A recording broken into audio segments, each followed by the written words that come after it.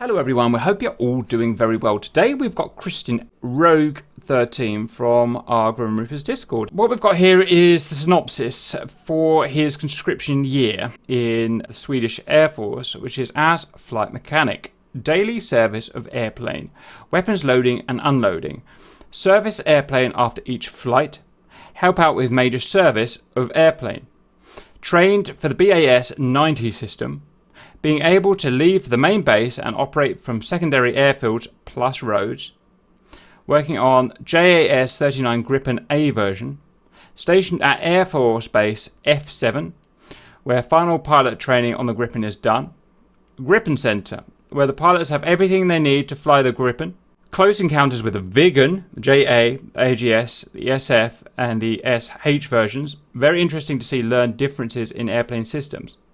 Got to fly in the C-130 Hercules. I was also a maintenance mechanic, hard to translate, making sure machines and tools, etc. that were used on the airplane worked and that they were in the right place when needed. So, I was expecting, I must admit, a very small response from this, but we've got a massive response. We've got over, nearly 70 questions. We'll blast through it as quickly as we can. As ever, these are your public viewer questions. We haven't filtered them or anything, so whatever's going to happen is going to happen. So, there's punch on. Question 1. What's the most common part that always needs to be replaced on a fighter? Well, that was a really hard question to answer because we never really replaced anything except wheels. Most of our problems were computer errors because of how early the airplane was. Yeah, wheels mostly. I never worked in that area though, so I can't really talk about what actually was needed to be done. And the only major thing that I ever had to help with replacing was with an engine removal. Roger, okay. Regards to the wheels, is that because of tyre wear or something else? That is correct. Roger. The airplanes land really hard, so after a couple of hours they really need to be changed. And we also had to change the air bottles for whatever we used, the RB-74 or the AIM-9 Sidewinder tests.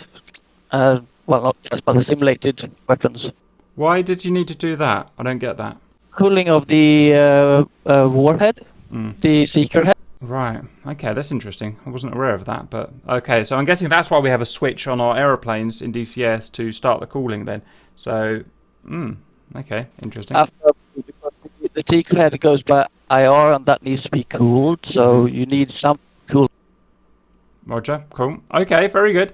Let's push on. How much time did you usually have? And I'm not sure what that means. How do you translate that question? I agree. That was really hard to understand how. I assume to get the airplane ready between each flight and in the morning and etc. So my way of answering that was that for the first pass in the morning, we'd maybe have like 30 minutes after being assigned an airplane, and that is literally to get tire pressure checked, fill up with oxygen, get the towing. What's it called? The towing thing connected to the airplane, wait for tow truck, get out to the flight line, get everything prepped for, and then wait for pilot to arrive. And then after each flight, we'd have roughly about 15 to 20 minutes to refuel and then put in more oxygen and whatever was needed until the next pilot arrived. And then, of course, after each day, we would refuel the airplane. There might be some cleaning to be done, and then set up the plane for the next day, hanging weapons, etc. And yeah, that's it. Roger, very good. And another weird question on the next one. How do you understand this? Do the Swedish plan another plane like... Oh, okay. So in the future, do the Swedish plan another plane like the Viggen? I mean, that's kind of what the Gripen is, I suppose, but any response to that? As far as I know, no to that question. I mean, the Gripen has been getting a lot of backlash over the years, and people just think it's a waste of money. And quite frankly, we've just gotten the E version of the Gripen, which I really was not expecting the Swedish Air Force to acquire because of the cost. But we have it, and they are going to build at least a couple more of them, so that's really exciting. Roger. You said there was backlash against the Gripen. Is that because of development costs and whatnot? Development cost, we had the 2 early crashes in the beginning before it was even acquired to the Air Force, and that was not popular with the public. Roger, fair enough. Okay. Okay, what were the biggest faults your team had to fix? So I'm guessing you're going to say computer errors and software. Yes, that's correct. We flight mechanics rarely had to do any troubleshooting. That was mostly the technicians. So that just shows it's a very service-friendly airplane. Roger. Yeah, absolutely. Yep. Okay. Was there anything you couldn't fix for some reason? As an inside joke, with the Royal Swedish Air Force, there's nothing we can't fix. Okay, fair enough. Very good. But yeah, so the only issue I've ever had was once a pilot reported in one of the, he said O-ring, but I do not really know what that meant, for his G-suit had fallen off. Okay. So me and a mate, we had to spend over 4 hours looking for this blasted thing in the cockpit, and we never found it. O-ring. I mean, O-ring is usually a little rubber seal between two surfaces, but it'd be interesting to know what that was. And yes. Yeah. Yeah, it was something that sort of helps the connection seal properly between the G-suit and the airplane. But yeah, we spent so much time on that, but didn't find. Right. Well, that will materialise next time he does an inverted -G maneuver or something, I suppose. So. Yeah, I was thinking that too. Just incidentally, sort of my reason for putting in that little joke about the Air Force is that last year the Swedish Air Force actually used the Gripen, dropping a 500-pound GBU-49 on a forest fire. Oh, right. How about that? Why did they do that? Or well, the area where the fire was really hard for the fire brigade to get to, and it was actually entering an old live weapons area. So they were afraid that the fire might cause unexploded munitions to pop off, and it was deemed the most reliable way of actually getting the fire out, and it actually worked. Right, that is very Grim Reapers. There's a fire out there. Let's go and drop a bomb on it. Did you ever drop bombs on fires, RC? If he's listening. And he's not. Right, let's punch on, guys. No. You didn't. You just did water. We didn't drop water bombs, but we did throw fire bombs. Fire? You threw fire bombs on the fire. Right. Yeah. Fighting fire with fire. Okay, bit weird. That's hilarious. Right, so the Americans dropped fire on the fire. The Swedish dropped bombs on the fire. You know what we do in Britain? We just put the fire out with water. But hey, that's fine, guys. Boring. Okay, let's punch. You can't do that. All right, let's punch on, guys. With your knowledge, would you be able to generally fix other planes like an F-16? I am so unsure about that question. I mean, the Gripen was built to be really easy to maintain with minimal personnel, and that's really what makes it unique. And the Viggen has the exact same thing. Maybe I'd be able to hook up like fuel and oxygen as they're supposed to be NATO standard, but other than that, I doubt I would really be able to fix anything. Roger. Okay. How much did you earn? I'm not sure if he meant learn or earn. So how does it work in conscription? Do you get paid a wage, or I'm not the foggiest how it works? For us, it was literally just pocket change. We would get like 1,100 krona, or that's 92 pounds, $114 per month, which is not a lot, but we would get clothes, food, lodging, and all of that sorted for us. So we didn't really need to earn anything. Roger. Okay, yeah, absolutely. Will you get a chance? I mean, your year's over. What are you doing now, out of the way? Are you thinking of continuing with the Air Force, or are you going on a different path?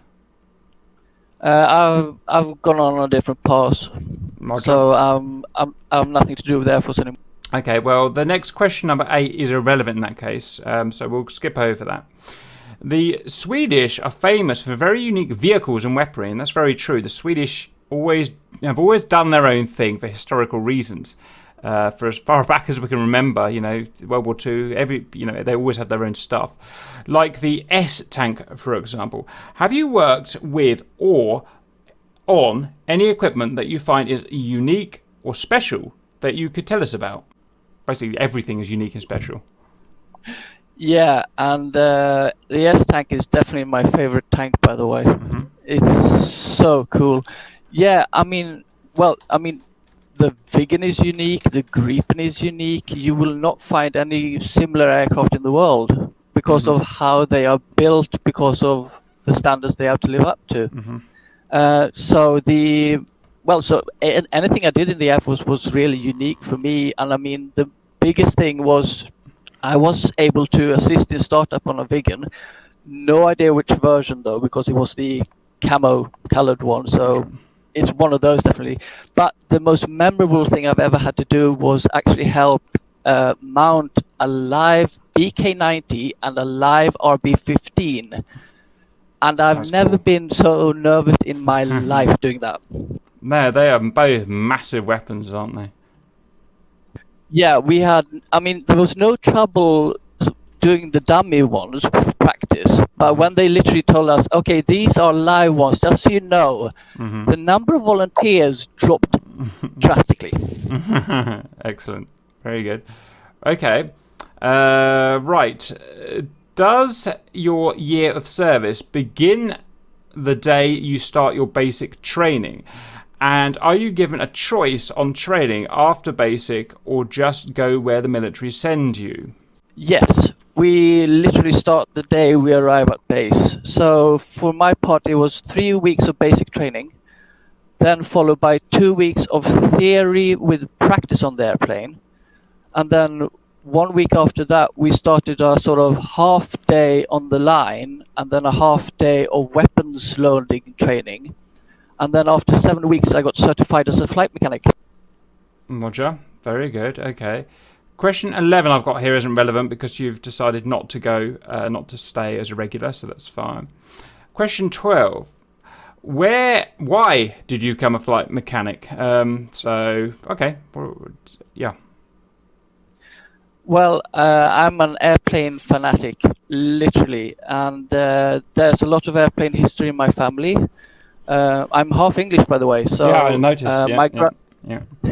So my grandfather, he worked on the Spitfire engine, by the way, and the Argosy, and also the Concorde. How about that? That's interesting.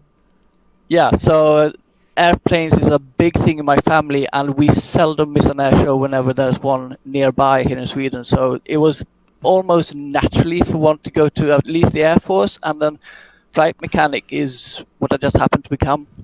Roger. Did you say it was your grandfather that worked on the Concorde and others? Correct. Is he still alive? Sadly, no. Oh, that's a shame, because I'd love digging into old stories like that and finding, not souvenirs, that's the wrong word, but like hear the history of it. It'd be so cool. But okay, so be it. Yeah, I know exactly what you mean, and the biggest problem with him was that he literally refused to talk about the Second World War because it was such a because it was such a sad time for him. He would love to talk about the Argosy and the Concorde, but he never really talked about the Spitfire or anything like that. We just knew that he'd worked. Roger. Okay, so be it.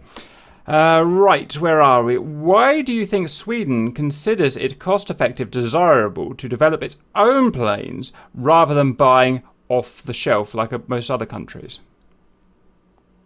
Well, before they actually started building the Gripen, they actually did consider the F-16, the F-18 and the Mirage 2000, but none of those really could function for the base 90 system like the Viggen was doing at the time, and they were looking for a replacement for the Viggen.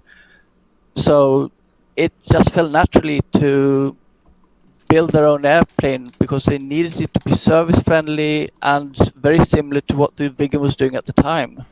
Plus, building it here would mean that the costs were low because you wouldn't have to import parts all the time. Roger. I mean, one general answer to that for various countries is that it's always good to make it in-house if you can, because you create employment for your country and it's good for the economy in general. But okay. Correct. In many countries, the air forces have a celebrity status and are very much in the public eye and considered cool. I think we'd agree with that. Is this true in Sweden too? I visit to Sweden many times a year, but I never noticed the air force as a celebrated thing. Yeah, we do not see our military as any type of celebrities over here. Like I said, the Air Force has still got a lot of backlash at it because of how people think that it's just a money-consuming, waste of time thing. And I mean, if you see a military person on the street, no one will literally look at them.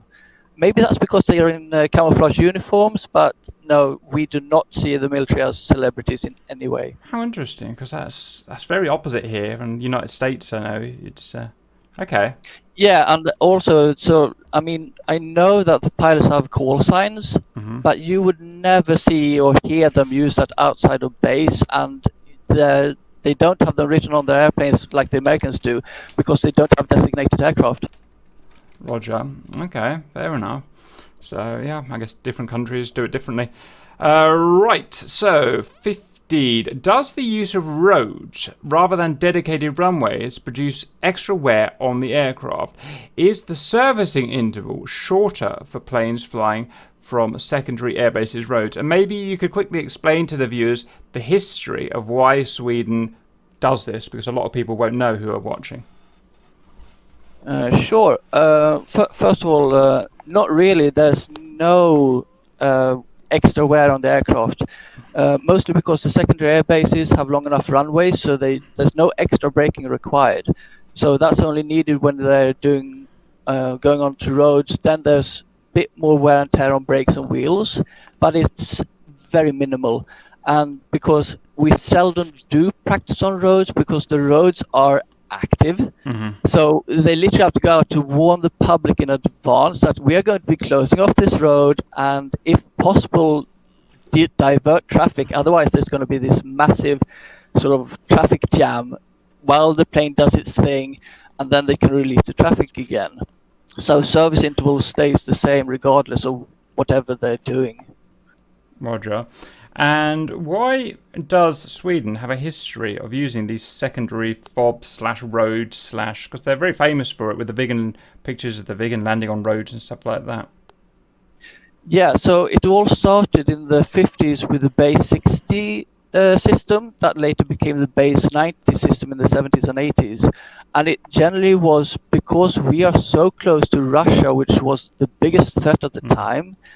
It was deemed that the Russians would automatically target our air bases first. So the idea was to, as soon as we gather intelligence that the enemy is coming, move everyone out. And I mean everyone. You're literally grabbing all the stuff you can and just heading out into the woods. And from there, you're able to operate normally. So that's the idea behind that system. Roger. And we had, maybe not to the same extent, but in Britain, Artie will probably know more about this, but we had Harriers operating from roads, with Jaguars operating from roads in the kind of late-ish Cold War. So, yeah. Okay. Right. Yeah, it's mostly to protect your assets at the time of war. Yeah, gotcha. Okay, very good. Number 16. How long would a roads deployment typically last during peacetime? What are the on-the-road facilities like for the maintenance crew? So for my part, we had two major exercises when I was in the military. We had one that only lasted 1 week, and then we had a really big one that lasted 2 weeks. So that's the length of what a road deployment would be. And we never used roads, but we did have secondary airfields. And as for facilities, we sleep in tents, and yeah, that's how really that works. So for us, it was literally just going in. We get an order, we gear up for that, we head over to the airfield, the plane comes in, lands, we do our thing, the plane heads off, we head off, and that's it. Very good. Okay. On question 17, on a scale of 1 to 10, how would you rate the mosquito buzzing variety as a hazard? I don't understand why this is relevant, but anyway, when out on a remote site, do you take special precautions to avoid them? I was laughing so hard when I read this. I mean, for me, it's -100. I hate the darn things. Well, so for us mostly, we were given bug repellent. We used it once because we actually believed that it attracted them more than repelled them. So you'd really have to fend for yourself. Roger. Is this a big thing in Sweden or? Mosquitoes are a really big thing in Sweden. If you go to the northern part of Sweden, there is literally like, I don't know, like 10,000 mosquitoes per square meter. What the hell? Why is that? Don't know. They love the nature up there. We have a lot of sort of water, rivers, lakes, that kind of stuff. But if you don't like mosquitoes, you avoid the northern part of Sweden. Yeah, I've got experience of that, hence the question. How's you? Been to Sweden many times, been to Finland as well, which is worse. And the first time I went, I just did not think about it. And I was wondering why everybody was wearing these sort of netting style baseball caps. I found out very, very quickly. Jesus. It took several weeks to recover from that first trip. One place I wouldn't expect to be mosquito ridden would be Scandinavia. Can you imagine that? No idea about that. It is. It's the water. There's so many lakes that you know there's just loads of places for them to breed, and they get very hungry. God, right. I'm staying away from Sweden. Yeah, that's so correct. I mean, I totally see that picture before me. Literally, I mean, here you don't. I mean, we have nettings on the windows to keep them out. So yeah, I totally understand that. Roger. But don't stay away from Sweden. It's a wonderful country to visit. I would recommend anybody to visit Sweden. Yep, absolutely. Yeah, it's especially during the summertime. It's better here. When it's wintertime, it's just cold and miserable. Roger, guys. Okay, well, that's something learned. Let's move back to the planes now. So, 18. Can you tell us what makes the Viggen so unique, and what was the driving force behind developing such a plane? The easiest answer to that question is if you've flown it in DCS, you know why it's so unique. I mean, there's so many things. I mean, it's multi-role. You have the stall, the reverser, the powerful engine, etc. And I mean, well, it was the Cold War. They needed a plane that could deal with an invasion force, whether it was from water, land, or air, and then it had to be able to operate from roads and secondary air bases. So that's the main reason it was developed. Roger. And from my experience, I've always been a fan of the Viggen as well. But just because it A, looks awesome, and B, it's just so different. So one thing is, let's take an F-16. An F-16 that's used for bombing is basically the same as an F-16 that's used for fighting, which is basically the same as an F-16 that's used for, I don't know, another role. Whereas the Viggen, it was very different. They made a Viggen, but several versions. An AJS Viggen, which is the one that we get, which is the ground attack version. That's very different from the, what's the fighter called? The JA, is it? JA, that's correct. The JA, that's like a Mach 2 fighter. And then other versions that are very different. So that's one thing. And so they've gone down the route of, okay, let's make different Viggens for different things, and let's really optimize them. So a Viggen AJS that we have is very optimized for low level. Okay, now you try and go high in it, it just doesn't work anymore because it's so optimized, even in DCS. And I mean, it's the fastest plane in DCS down on the ground, and probably in the world of the planes that we deal with. It's just so beautifully made for going low and going fast, and obviously that's very attractive. And then, like you said, with all of that, it then has the ability to go and land on a road. So it is very, very unique and interesting piece of engineering, which has always been the same. Sweden's always had unique, different thinkers and engineers, for 100 years plus. So. Yeah, that is correct. I mean, the airplane was designed to be quick at low level because that's what the requirement at the time was. We didn't really need anything that could go up high because we had the 35 Draken for that. So that's why the AJ version came out first, and then later on came the JA because that was a replacement for the 35 Draken. And then the AJS version is really just sort of a platform for going over to the Gripen to test things out. Yeah, absolutely. Okay, guys, let's push on. 19. How many hours of maintenance you have to give each airframe for every flight hour? That's interesting. Yeah, so actually I had to look this up. What I could find out is that for the first major service, it's 12.5 flight hours. And then there's increments for at least up to the D service, which it comes out to 100 flight hours. And then it's a major overhaul for the entire airplane. Roger. Okay, fine. What was your first impression when you joined the Air Force, and did it change over time? That's an interesting question.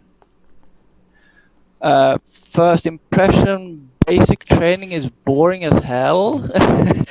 But it's also really tough on you because you're in an environment you're not used to, and fighter jets are super cool. That was my first impression. I mean, such a cool environment, and then afterwards it really turned into we call it green duty here in Sweden, when you have to go out in the woods and sleep in tents, and that sucks so badly. And fighter jets are super cool.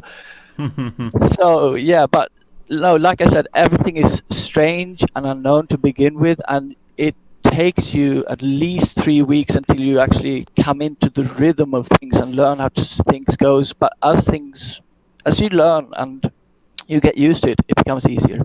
Roger, very good. Okay, 21. Considering that roads and shelters are much more narrow and it takes time to move the jet about, why wasn't the Gripen developed with the option of reverse thrust as well? Bit hard question to answer, but I mean, the Gripen is a smaller airframe. It's literally 2/3 of what the Viggen is. So I can't really see where they would put a reverser on the plane. Roger. And with it being smaller, it doesn't read the space to maneuver on say a road. And also, if need be, you just hook up a vehicle to the plane and just push it wherever it needs to be parked. Roger. Actually, I have the answer to this one. I may not get this technically perfect. It's just what I remember. I've seen the Gripen several times at RIAT, the big international air show in England. And they're talking about it and comparing it to the Viggen. And the Gripen has as good or nearly as good as what am I trying to say? Short runway stall capability as the Viggen. Now, it doesn't have a reverse thruster. It does it in other ways. For instance, it can droop its four-plane thingies. Sorry, I've forgotten the word, but you know what I mean.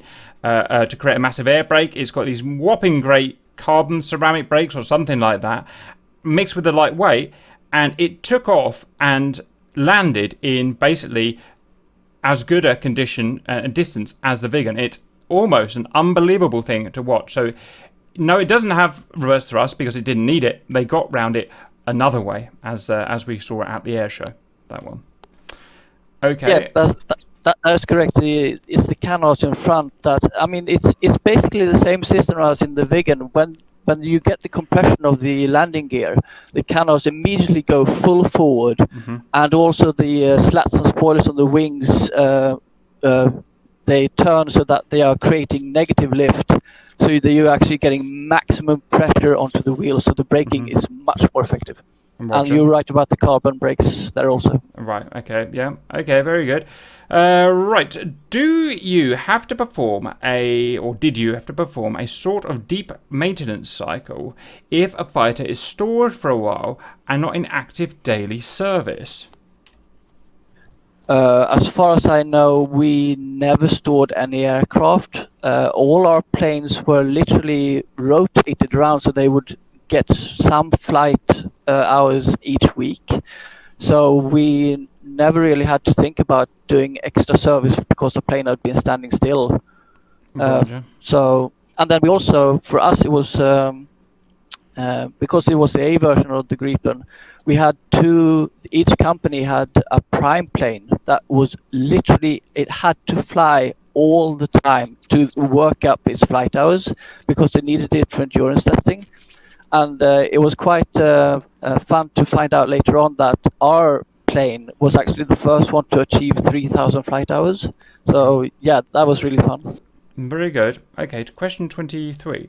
They say the Gripen is an open book. You can write into it for many years to come, as it was developed to take multiple systems and software updates and easily to stay modern and up to date. Do you have a view on this? That's very true. I mean, that's literally how the plane was designed to be. I mean, you get the airframe as you want it, and then it's just software upgrades. I mean, literally from the A to C version, there's not much difference in the airframe except for the refueling probe that was added. It's mostly software and computers that differs between the versions, because a lot of A versions were actually converted into C. And it's only now that we have gotten the E version that the airframe is different, because it's bigger to take more stores and more fuel and that kind of thing. So that's what you get for having the concept of a maintenance low cost airplane. Roger, very good.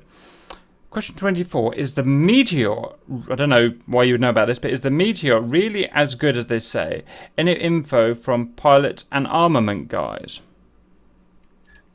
That's really hard to answer. That this is after my time, so the only thing I can say is that we would not have gotten this weapon unless our testing. We have this facility in Sweden where we test weapons and etc. And we would not have gotten the Meteor if it wasn't good. So that's all I can answer. Roger. Question 25. Was it a big job to take the Gripen's engine out compared to a Viggen's one, if you've seen it or even heard anecdotally? It's not a big job. It's actually much more simpler than you'd imagine. I actually, as I mentioned earlier, I've had to help actually on take out an engine from a Gripen. Literally 2 technicians were working on the airplane. They saw me and another walking across the hangar floor, and they literally like, "Hey, get over here." I'm like, "What? We need you to help winch down this engine." I was like, "Okay." Never done this before, but okay. And the fun fact is that the same winches we use for weapons loading is what's used to remove the engine. Interesting. And you literally detach this piece underneath the engine and then just take it out, because in the Gripen, the airplane is 1/3 engine. In the Viggen, it's 2/3 engine. And I do not want to know the nightmare of having to pick up that engine from the Viggen, because I did get the chance to talk to flight mechanics that were working on the Viggen, and the biggest complaint was having to unscrew latches to get at anything, whereas we had quick release access to all the hatches we needed for maintenance. Okay. I've never seen an engine come out in real life, but I've seen it on a video of an F-16. And honestly, I think it's more difficult to get my car engine out than an F-16 engine. It's really quite amazing. I think that's because the car engine has to come up, whereas the airplane engine comes down. And then also there's the fact that on the Gripen engine, you can actually do that in the field. Wow, can you imagine that? Okay, very good. Right, 26. Can you tell us a bit more about the Gripen's modular and open avionics architecture, and what does it mean? So an expansion of what we went through earlier, if you know any. I'm not actually sure what's being asked here. So it's talking about. So it's basically the same as yesterday. It's talking about the modular design, in terms of physical modular design, and the upgradability of the software. And what does that mean? Well, it just means that it can be given, like you said, given to a customer as a blank slate as such, and upgraded when needed. So it's just a good concept, isn't it? Yeah, that's true. I mean, I read this. I was going through looking for answers to questions, and I actually read this little concept from Saab that they literally were like, when we're selling a Gripen to a customer, we literally ask them, what is your weapon supplier? Because we will configure the plane for your weapon supplier. Roger. And this was really developed as an export, as well as internal, an export fighter as well. They designed it to sell around the world, which again helps with the modularity of the design. Not really. I mean, the plane was built primarily for the Swedish for the Swedish military. It was only with the C version that export was actually being considered, and that's why the fuel probe example was added to make it NATO standard. Roger. Okay, didn't realise that. Very good. Okay, let's punch on. 27. Is it true that the Swedish conscripts with only 10 weeks training can maintain a jet and keep them operational? As I mentioned earlier, it's actually less than 10 weeks. I was fully qualified after 7. Wow. And that was included with basic training. So, I mean, literally, we are fully ready to go after 3-4 weeks. So, I mean, on the flight line, all you need is 1 technician, 1 mechanic, and the plane is operational. In the field, it becomes, of course, a bit more complicated because then you need 1 technicians, and we had 7 mechanics per airplane. Mm-hmm. So that's really a tribute to the aircraft design, isn't it? That you can design it to be, not have lots of humans needed. Exactly. I'm sure there are aircraft that are exactly the opposite way round. But yep, okay, very good. Where did we get to? 28. Anything you can tell us of the carrier-based version to come, a Gripen maritime jet fighter? First time I heard of this, I thought it was a joke, actually. Because why the hell would we need a carrier-based version? We do not have carriers here in Sweden. But reading up on it, I found out that there's actually considerations of making a carrier-based version. No idea why, but maybe there's some type of market for it. The interesting fact, though, is that the Viggen's landing gear is actually built to be able to withstand a carrier landing, whereas the Gripen is not. So I can only imagine the overhaul to the airframe that would be required to make the Gripen carrier-worthy. Yeah, they had to add a lot. I mean, the Su-27 is a very heavy, tough plane anyway, but they still had to add several tons of stuff to create the Su-33 to make it carrier land worthy. There's a lot of forces that go into it there, yeah. Okay, cost effectiveness. Now, I've always understood the Gripen is maybe not the, but at least one of the cheapest contemporary attack fighter planes, maybe with the exception of the JF-17, certainly in the Western planes. Gripen's life cycle cost is the lowest of all comparable fighters. How is this achieved? Yeah, I do believe that in the Western world, the Gripen is the lowest costing fighter jet for what it's capable of doing. Well, it's like I said, it's built from the start to be easy to maintain, low cost. I mean, they've added in service intervals just because of that, because why wait until something actually breaks? We can change it before it breaks. Therefore, the airplane stays on the ground less. And then you have a fixed price for all the parts you're going to be needing in the future. Roger.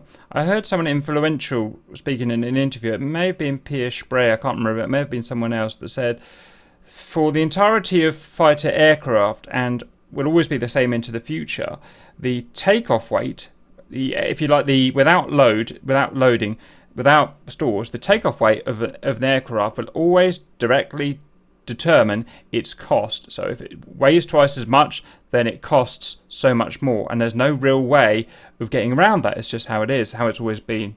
And it's no coincidence that the Gripen is obviously the lightest of all these planes as well, and hence again cheapest. But it's just my little thing to add.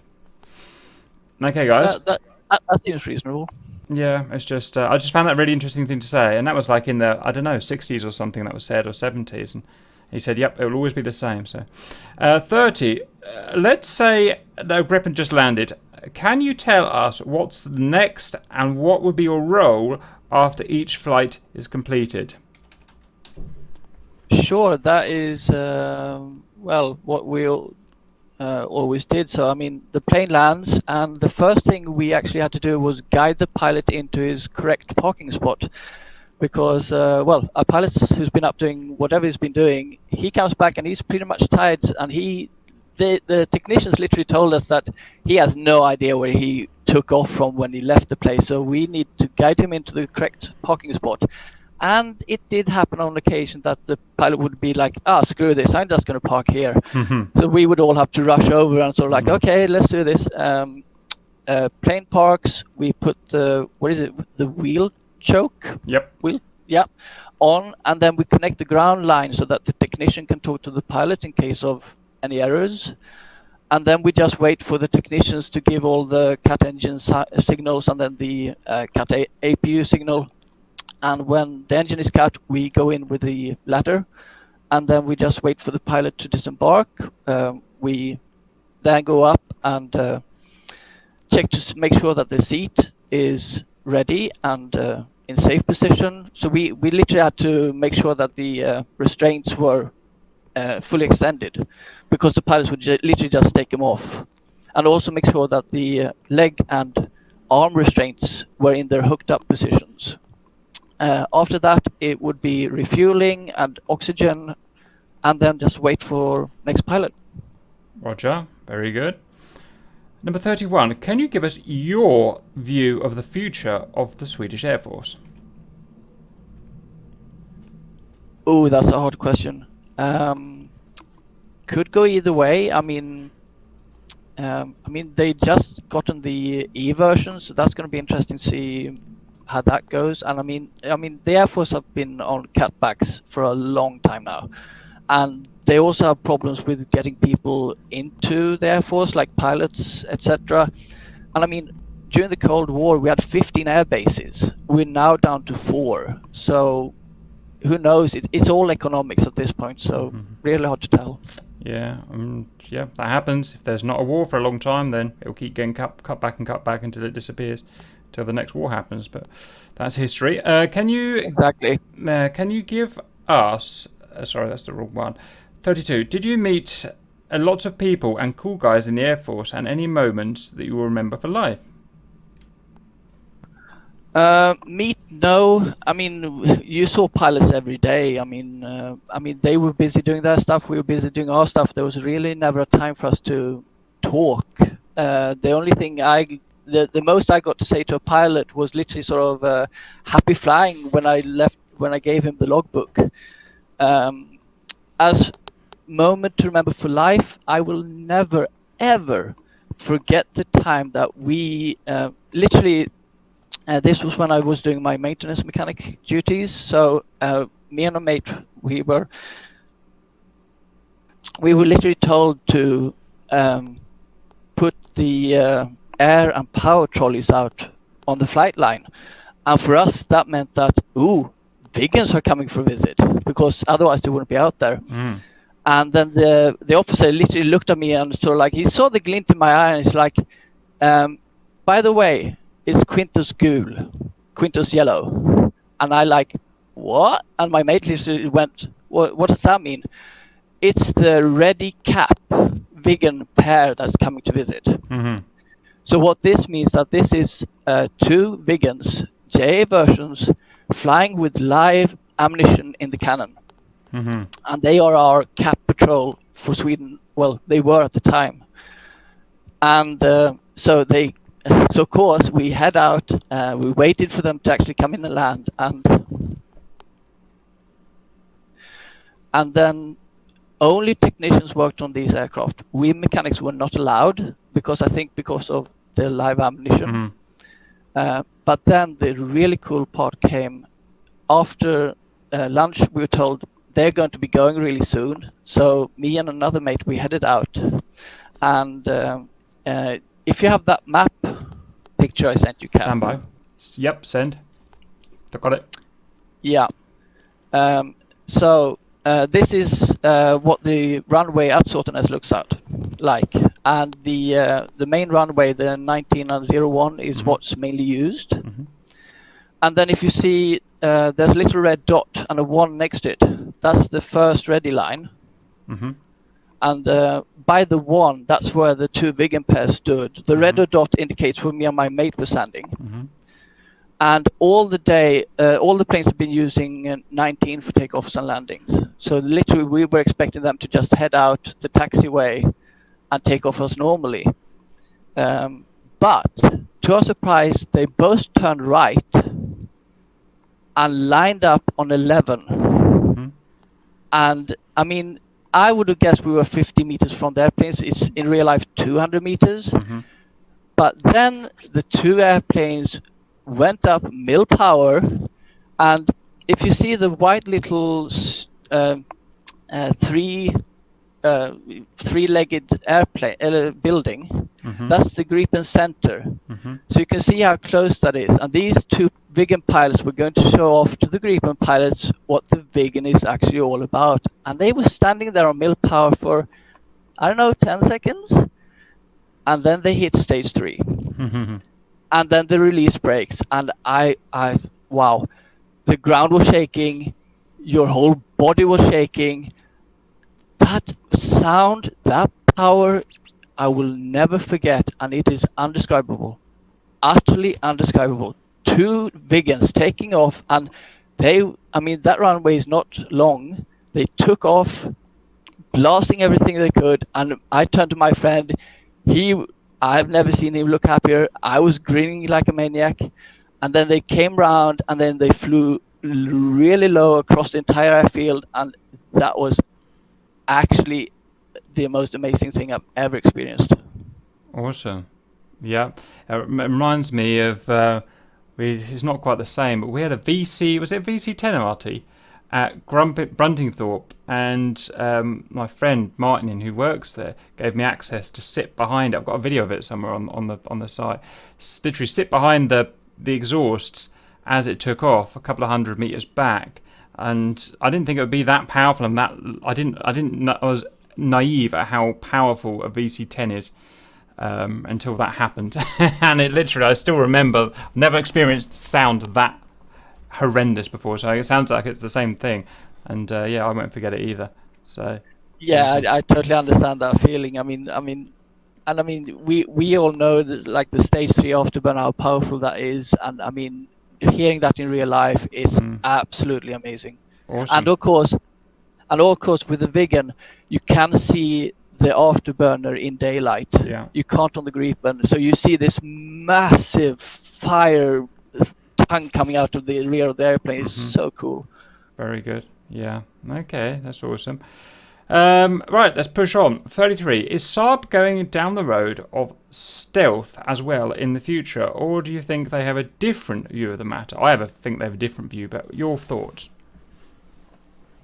Well, looking up the question for the carrier-based version, stealth is on the sort of thinking stage, but as far as I know, there's nothing that they are actually going to build something. And we've just gotten the E version, so I think that's actually where they're putting most of their efforts into. Roger. Okay. 34. Do you think we can expect Gripen A in DCS anytime soon? I would have said absolutely no. This is a frontline fighter. Squadrons are still being equipped with it, probably. I'm not sure, but it's the same thing with the Eurofighter. The Eurofighter tranche that's coming to DCS is, still front line, and I would have said no to that, but someone's making a Eurofighter, so I don't know. Any thoughts on it? I would say the exact same thing. I have no idea. Maybe the Gripen A version, because that no longer exists. Oh, did it? A few of I them. see. Have they been upgraded? Yeah. Right. The A version, a few were upgraded to C, and the rest are scrapped. Wow, so I had no idea. That could actually be a possibility of getting the A version. But at the time, there are so many other airplanes that would be so much cooler to have. I totally agree with your sort of thinking. Oh, we need more older airplanes. Yeah. I would love to have the 35 Draken come into DCS instead of the Gripen. That's the thing. The thing is, these new planes. Good to see a young person saying that. But the new planes, they haven't made their history yet, if you know what I mean. Whereas the old planes, even if they haven't been in wars, they've made their history. They've made their print, and the time needs spending on them. I think there's just only so many planes we can have in DCS where we just sit behind a big teapot and watch GBUs drop before it's going to get a little bit boring. Whereas there's such amazing 50s, 60s, 70s fighters that could be in there. So I'd agree with that. Yeah, I totally agree with that as well. For me, I don't think I will ever get the F-18 just because of that thing. That why do I want one airplane that does everything? When sure, it means you have to learn all these airplanes, but I would rather have 5 different kinds of airplanes for a different role, because that is so much more cooler. Yeah, no, exactly. That's exactly why I don't have to be careful what I say here, but why I don't particularly, I'm not a Hornet fan myself, because it does everything and does everything really well. But that means I won't like it. Exactly for that reason. I want a plane, a Foxbat that goes really fast. I want an A-10 that drops millions of bombs and so on. But anyway, so we're quite similar. Yeah, I totally agree with you. I mean, I made a couple of campaigns in these years for myself, and right now I'm literally working with the Su-33 for carrier-based, the Su-25 for ground attack, and then the Viggen for anti-ship. So I just love that trio of airplanes. Mm-hmm. Yeah, very good. Okay, let's push on.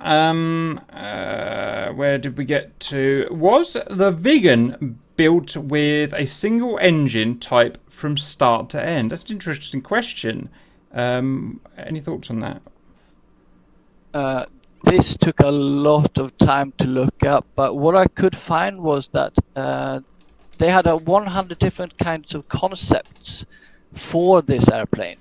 And they were looking at both single, twin engine configurations, traditional, the double delta wings, which they had for the Draken, and then also canard wings. There was even thinking of designing a VTOL version with separate lift engines, but they all found that most of these ideas were unacceptable because of what they needed for the base 90 system. So they went with the canard design, and because that would give them, well, really what they needed. And it's actually quite interesting because the Viggen was actually the first canard design produced in quantity. So we were first there. Roger. Okay. Where are we? So 36. Was there any other nation operating Viggens ever? And if not, why not? Were they not for export like the F-22? That's an interesting question. I never thought about that, guys. So for the Swedish-built airplanes, I looked up all of them just because that might be of interest. So the J-29 Tunnan, or Barrel, we actually exported that to Austria. The 32 Lansen, there was no export at all. The 35 Draken we exported to Austria, Denmark and Finland. And then unfortunately the Viggen we exported to no one. And then the Gripen we have exported it to Brazil, the Czech Republic, Hungary, South Africa, Thailand and even the United Kingdom has some. But that's only for training purposes. But the to answer the question, yes, the Viggen was for export. They tried really hard to get it out to different countries, and yeah, we lost to the F-16. That's the base of the story. Okay, I guess. Okay, well, that's just how it was. They wanted the F-16 at the end of the day. It's fine. Okay, very interesting. Okay, 37. Is the compact size of the Gripen helping you lot in on it? Helping you work on it compared to something like a massive flanker or F-15?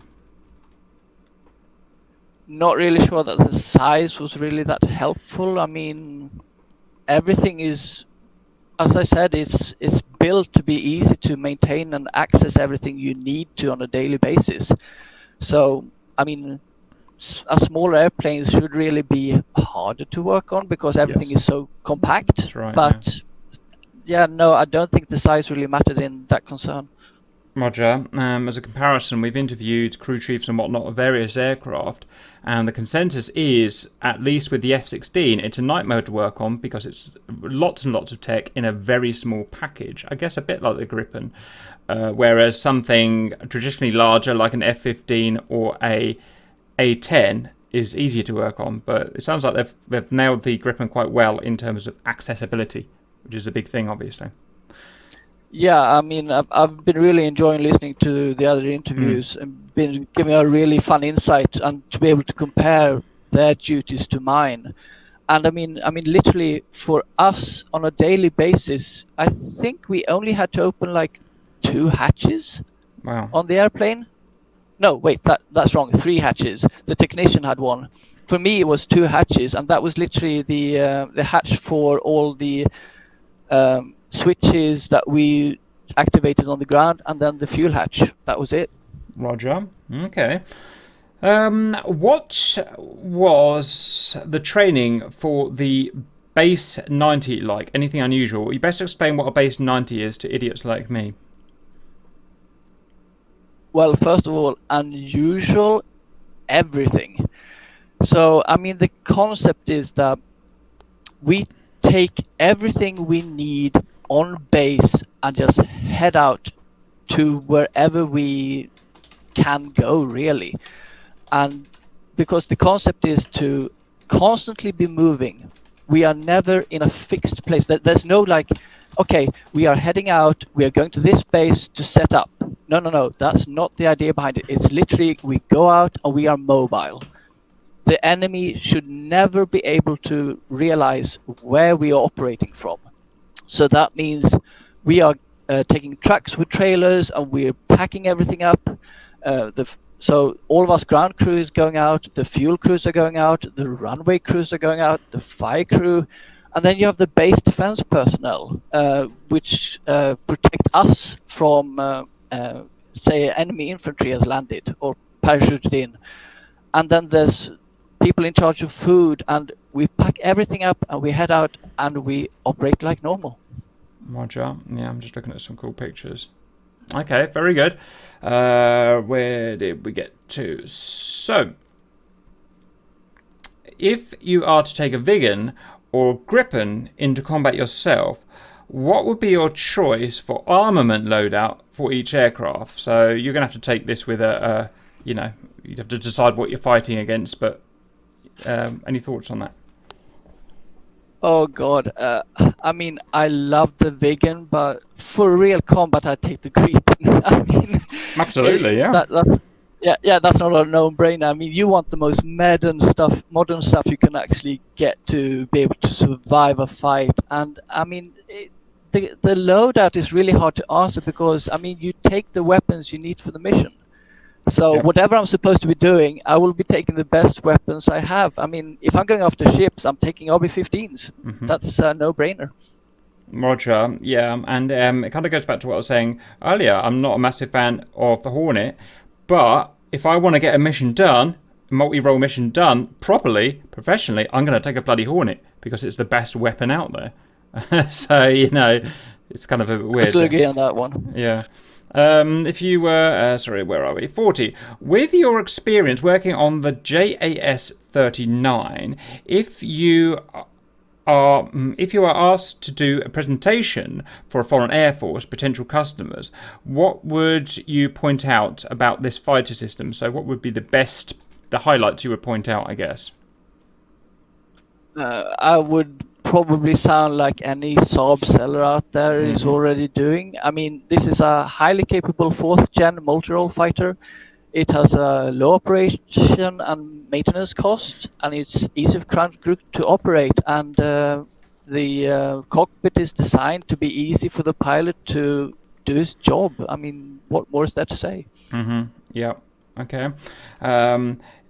Is the two-seater of the JAS-39 simply a trainer, or are there some Rio tasks to be done in the rear seat? Yeah, so first of all, the difference between the A and the B version, as we call it, or it's the D and F version for the other generations, is that it's 0.6 meters longer. Mm-hmm. The internal cannon is removed, as well as some fuel storage to fit the second seat in. So you instantly lose a bit of fuel and the cannon. So, I mean, primarily it was used for training, but you can also do missions as a Rio in the second seat. That is, I mean, it's not what it's built for, but it can be done. And I mean, as we were told it, I mean, really the B version was an afterthought, because really a pilot training doesn't really need the rear seat experience, because he could literally go from simulator to the actual plane and fly without no problem. The training is that good. What is interesting, I did find out that for the F version now, they are in a collaboration with Brazil to make the rear seat more like a Rio. So he would have more tasks like, so that's really interesting to see if that actually comes through. Awesome. Okay, good answer. We ask this question to everyone we come to. This is just a make-believe scenario. It can be in DCS or real life or whatever, just in pretend world. assuming that getting the job done is not important, what is your best aircraft that you would ever want to fly? In dreamland, should we say? World War II, Cold War, modern. Oh, this is such a hard question. Yes, it is. Oh, Yes, it this is so hard. I mean, there are so many to choose from. I mean, literally, if I could, I mean, I want to fly them all. I want to see how they work and how they feel like and everything. And I mean, I love the Viggen. I would love to fly in one, whatever. And it's what I'm mostly flying DCS. And also that is the reason why I'm flying DCS. It's giving me a chance to get as close as possible to flying really cool airplanes. But, well, I mean, Viggen is top of the list, but that list would be filled with so many airplanes, it's too hard to choose. Roger. Okay, very good. Mine's the English Electric Lightning because it's just stupid. It can do one job, can't even do that job very well, but it's just completely just designed to take off, get high quick, and that's it. If it makes it back, sort of a bonus, and fire some shitty missiles. So that's going to be my one. The Lightning is such a cool airplane. It is cool. Yeah, I've seen one in England, and I actually got to climb up the ladder to it. Mm-hmm. I actually got I'm afraid of heights, and that actually got triggered being up on the ladder. It's because quite it's high. So high up. It is really high. Yeah, it's super high. Mm-hmm. But I mean, for us, I mean, for me with the Draken, I got the same thing because the Draken was also designed in a similar thing. It's an interceptor, supposed to climb high, fast, and get up there, defeat bombers, and then come back home again. Yeah, no, absolutely. Okay. Right, let's push on. This doesn't make any sense to me, but where is Air Force Base 7 located, and what is its role in the national defence grid? Well, I mean, easily said. I mean, it's in the southern part of Sweden, and we have a big roundish lake called Vänern, and it's on the south side of that. So that's to answer that. The primary role for the base is to train new pilots on the Gripen.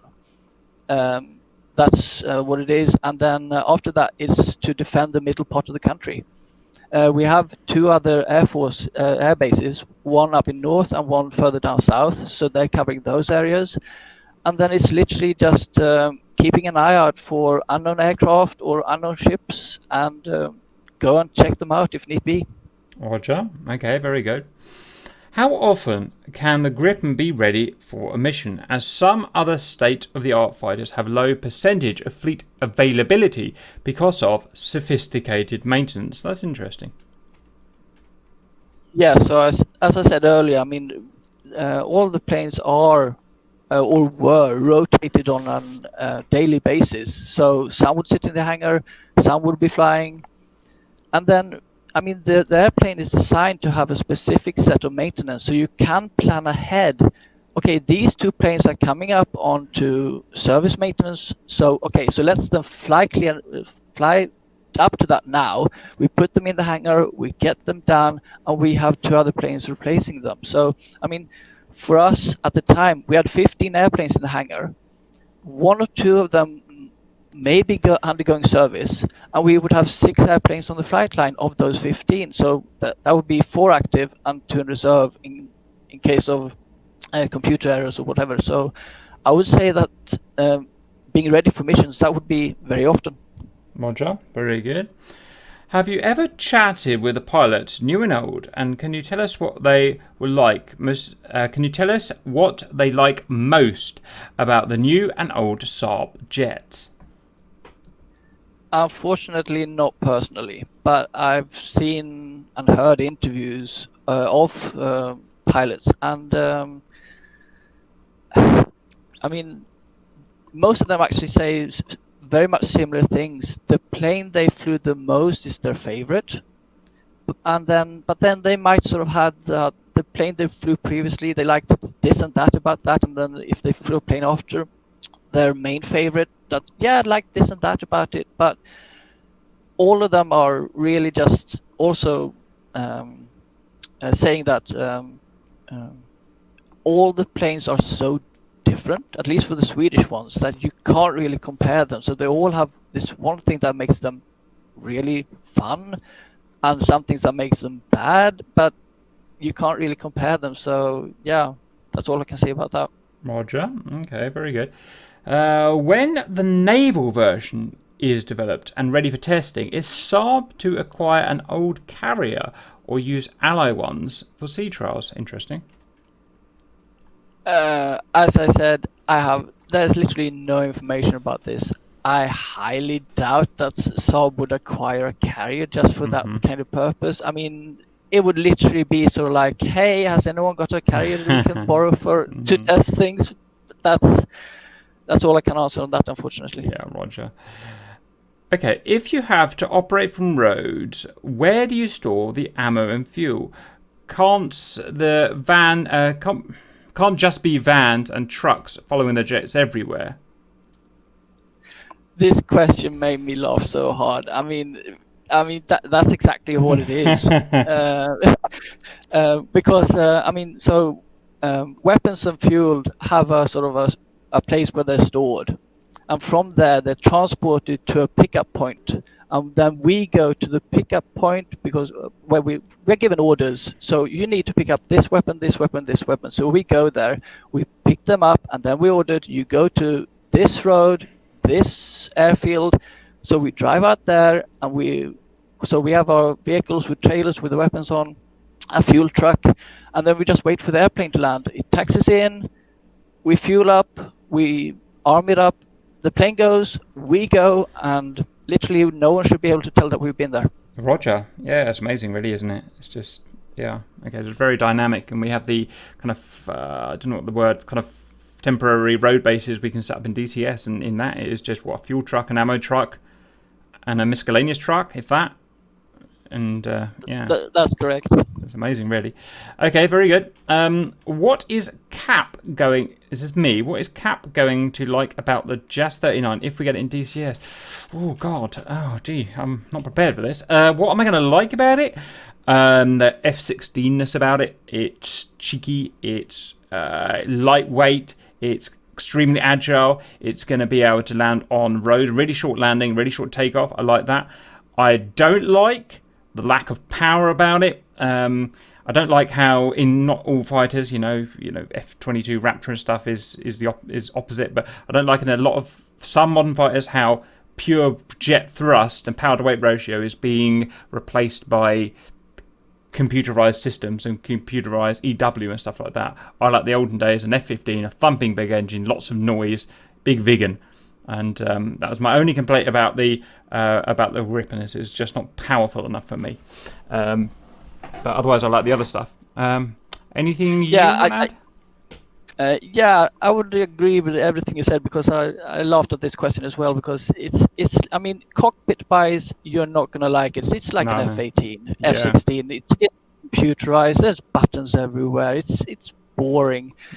I mean, the thing, as you said, the short takeoff and landings you really like. I mean, I personally think that the Gripen has power.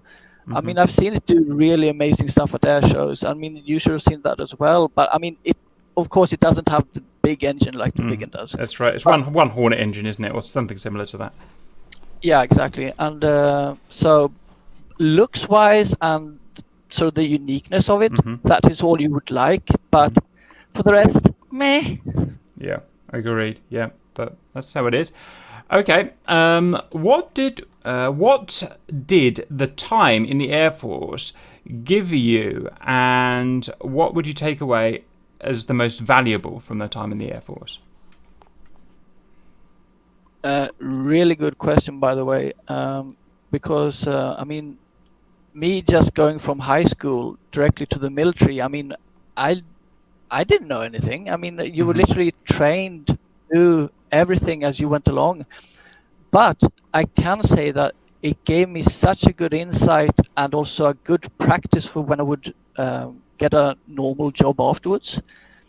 Because I mean, it's literally the same thing. I mean, you wake up in the morning, you go do your job, and then you get back home. So that's the main thing it gave me. But also, what I really liked about it was that the problem solving. having to figure things out. Like you're given an order, but you're also given you're free to do this in any way you want, as long as you do it quickly and correctly. And that's what you really got to find out, well, in all the things I did anyway. So, and also the fact that just because this thing costs millions and millions, you should not be afraid to be able to do your work as long as you have the qualifications to do it properly. So that was a big thing, because the first few days I was working on the Gripen, I was nervous as hell, leaving something, dropping something, damaging something. I mean, literally, when you're unhooking the safety pins from the ejector seat, you're leaning into the cockpit.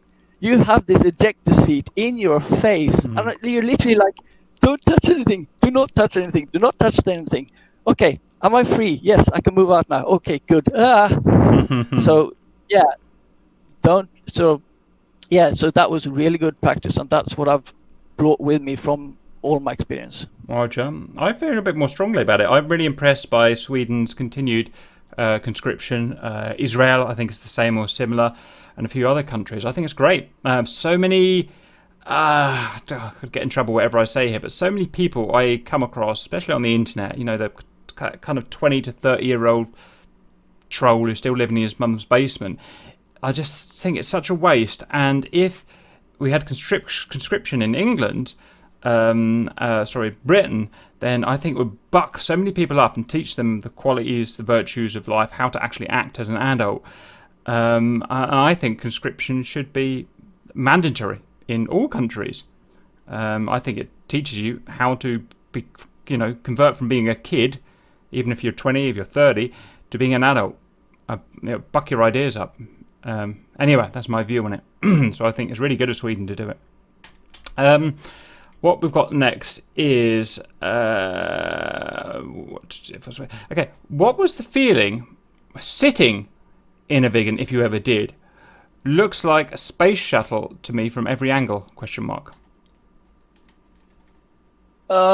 Biggest regret ever, not being able to sit in a Viggen. A real one. I've sat in the cockpit part, but it's not the same. I mean, it's sitting on the floor, you just jump in, and then there's no airplane behind you. But I mean, it's fun to sort of play with the stick a bit, but it's not the same thing.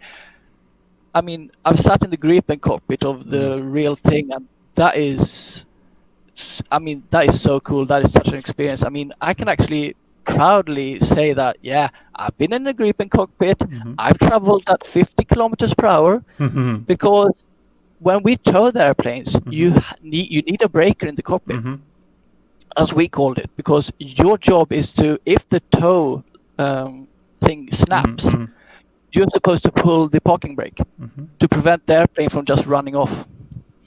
So every morning there would be someone in that Gripen cockpit, and it's usually a mechanic. So yeah, that was really fun. And you could also have the choice of having the canopy open or closed, depending on weather. So yeah.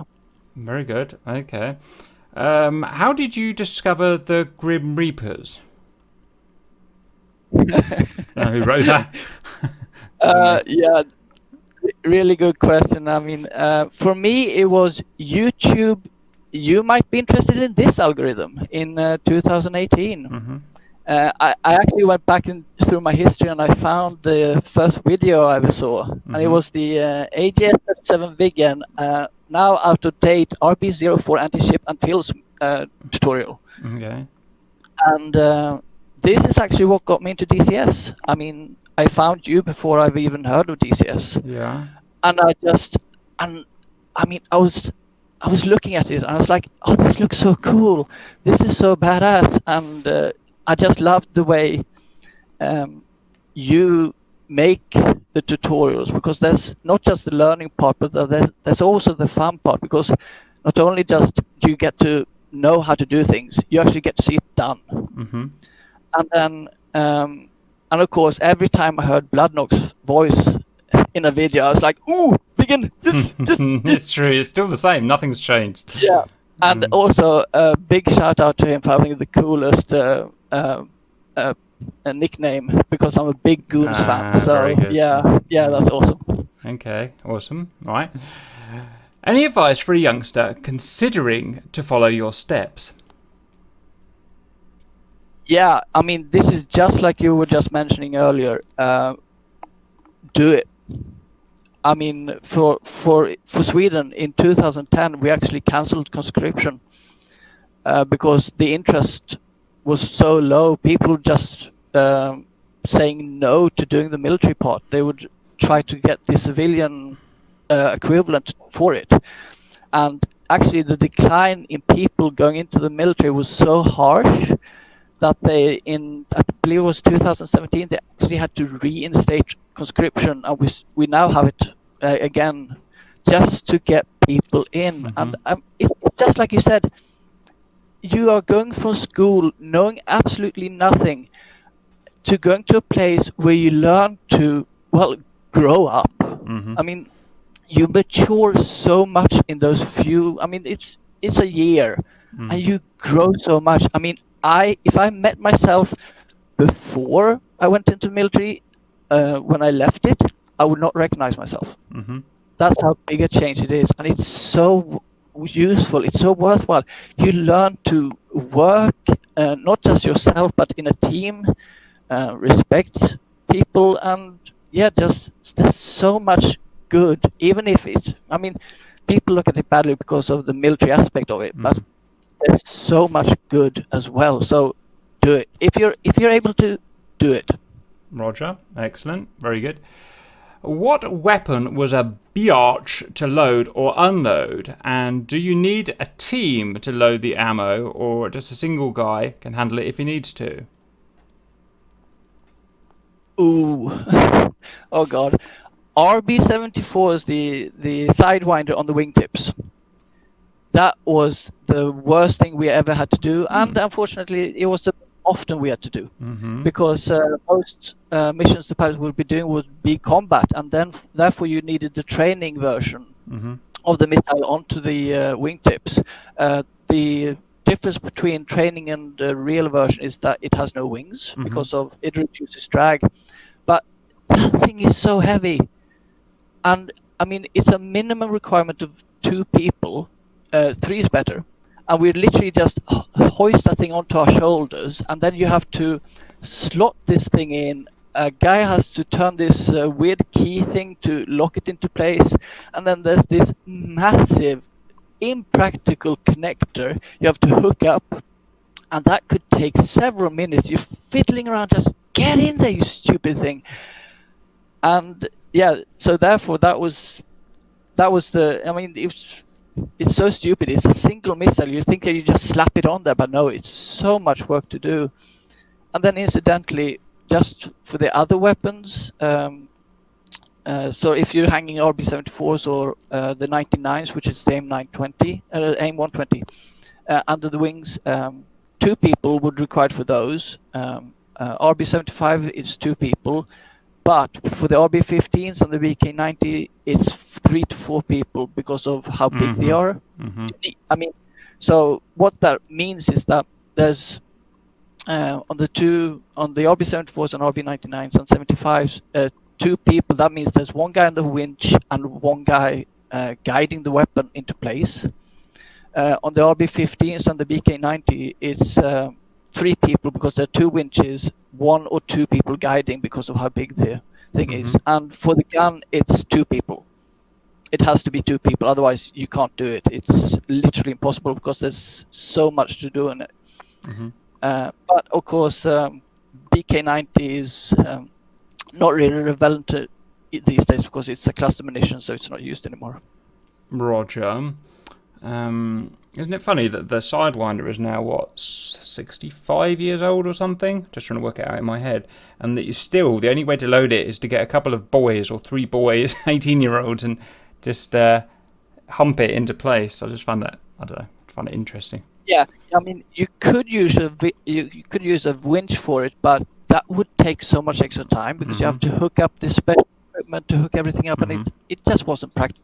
Yeah, exactly. Okay. Where are we? Asymmetric loadouts on such a small fighter as the Gripen. Did you ever see asymmetric loadouts? All the time. We would only load one weapon at a time. I mean, if as I just said with the RB-74, they would be going one onto the right side wingtip, because we would never load anything on the left side because of the APU noise. I mean, that thing is pumping out 120 decibel, and they do not want people working in that area if they cannot.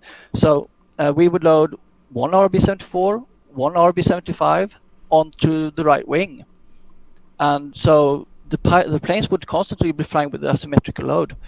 And as far as we were told, the computer would it would recognize there's a weapon onto this wing. Good, I'll compensate for it. So that's how that works. Good. That was not what I was expecting, but very good. Any close calls or dangerous situations when you were involved with the Air Force?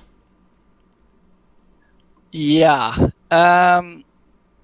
Yeah, we had a really big thing happen to us. I mean, 8 weeks from the start of when I got into military, the second squad was an airplane. And talk about Top Gun. That is literally what happened. The pilot flew into the vortex of the front plane. They were chasing each other, and he literally just lost control. And he was at so low level that we were told that had the pilot waited 1 second from ejecting, he would not have made it. He was that close. So yeah, that was a really big thing. I mean, I was actually on the flight line waiting for my plane to start up, and I literally see the rescue helicopter come in, and that refueling, because that's exactly what I think he did, that went super fast. And the noise he was making when he left, I was like, oh, I've not seen that before. Something's going on. And then literally 3 minutes later, a technician rushes out and was like, all flights cancelled, stop everything, shut down. And we're like, what's going on? Plane down. Oh, crap. So yeah, and then just as a side note, I later got to see the wrecked parts of the plane as they were sort of pushing them out. And holy hell, the damage water does to a fighter jet, that is insane. I mean, it literally looked like the engine, a giant had picked it up and just crushed it. It was just compacted on all sides, and sort of wings were sort of like torn asunder. I mean, you showed that video of that F-16 with the tail that had broken off. That exactly reminded me of what pieces of the fuselage looked like on the Gripen that had gone down. Yeah. And I mean, sort of like the gear was twisted, and it looked like a mess. And then also a funny sort of side note to the whole thing, in the same hangar, they had the plane 13, and the guy showing us around, he told us the story about plane 13, because 13 is of course an unlucky number. So what they did with this plane was that they flew to the base, and then they overpressurized the tanks, which is actually something you need to do on planes. So they just filled it up to bursting with fuel, and literally it was just standing there leaking fuel still after several months after the tests have been done. So that's just a fun side note. I think it's funny. I've had a few complaints of DCS. People landing, quote unquote, on the water at about 150 knots and saying, oh, why did the plane blow up? It should have just landed. Well, the problem is, with a mainly incompressible liquid, as you know, as soon as you introduce high speed, it becomes, well, incompressible, basically. So, you know, when you cut pieces of metal, often you'll see in CNC workshops them cutting metal with by shooting water jets. Because as soon as it starts moving fast, either the water or the plane in relation to the water, it becomes incompressible and just cuts through metal like it's not there. And hence, if your Tomcat crashes at 150 knots into the water, it almost blows up, doesn't it? Like that Gripen. Yeah, exactly. I mean, water is so much harder than you would imagine. I mean, you I've seen sort of like planes crashing into water have more damage to them than planes crashing on land. That's right. Yeah, it's weird, isn't it? It's very odd. It's very weird. It's just physics when you start introducing high energies and speed. But anyway, let's move on. Did the Swedish ever develop a transport aircraft like the Hercules? I don't know of any. No, we have never designed a transport airplane. I mean, literally, why would you when you have manufacturers who are actually doing it and doing it really well? I mean, we've had this 30 for a very long time, and we do not really have any other use for it. We have it, we use it, and that works for us. I mean, the C-130 actually was brought in because it could be used in the base 90 system. We land C-130s on roads, so why wouldn't we need to build our own?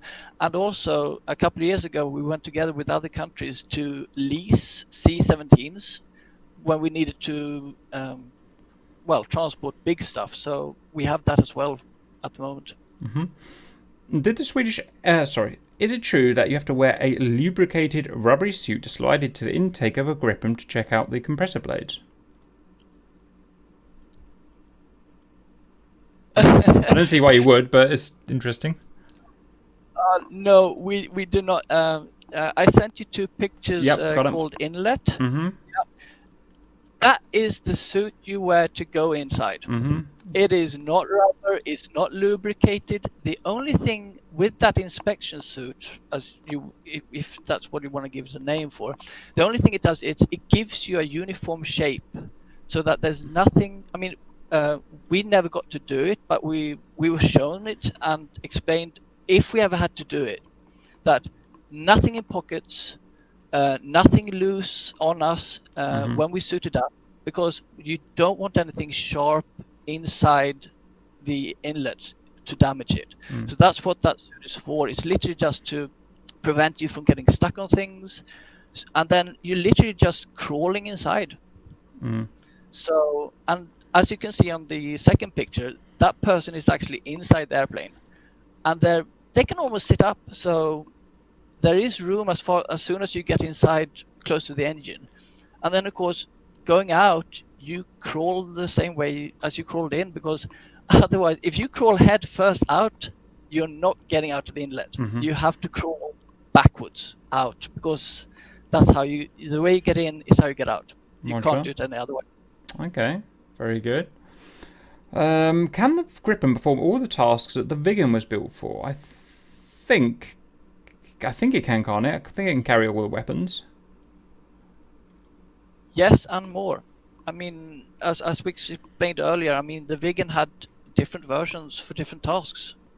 You had the attack version, the hunter version, the reconnaissance versions. All of that in the Gripen is one airplane. That's what the JAS stands for. It's fighter, attack, reconnaissance. So, yeah.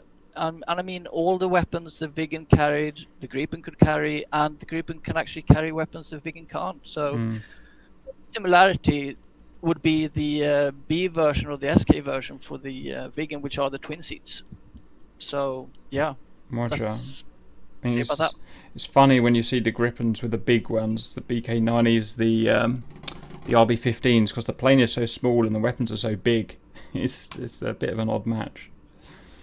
Yeah, I totally understand that. I mean, it even looks weird on the Viggen sometimes when you look at it. I mean, even the RB-04s look massive compared to... Yeah. Okay, I don't understand this one, but do you do checks and work on other Air Force Gripens as well, like the Hungarian Air Force? No. When a country buys the Gripen, they're giving all the tools and the training they need to operate them. There's no reason for us to have planes being sent in and us to check them out. No. So, I mean, that is the thing with the Gripen. You're supposed to do everything yourself. The only thing I could imagine would be for them to, once they've accumulated enough flight hours, to send the plane back to Saab to do a major overhaul. Otherwise, there's no reason for us, especially not the Swedish military, to check other Air Force's Gripens. Roger. Interesting one here. Are there any Viggens in reserve stored and conserved? Sadly, no. One thing I've always disliked about the Swedish Airforce is that they're so goddamn efficient. They just get rid of everything, right? I mean, Yeah, I mean, literally, we do have a couple in museums, but we do have two flying ones. We have an AGS version and an SK version that are actually doing air shows at the moment, which is so amazing to have. But I mean, the rest was scrapped, and it makes me cry every time I think about it. It's such a waste. I mean, at least say 5. yeah, that's what I never understood. It's just that hyper efficiency. It drives me nuts. Yeah, but the thing is, the amount of metal in the Viggen, it was so valuable to use for other things. So the scrap metal value of a Viggen is insane. Okay, I guess that makes sense. Okay, what was in the Gripen training center? Well, basically, it's everything the pilots needs to operate and train on the Gripen. All the briefings are held there. You have simulators there, both cockpit versions and screen versions. Flight gear is stored there. They have training facilities to make sure that they're keeping fit. So mission planning, and there was even a radar control section housed in the place. And of course, it's where you bring visitors to give them a tour of how the Gripen works and everything.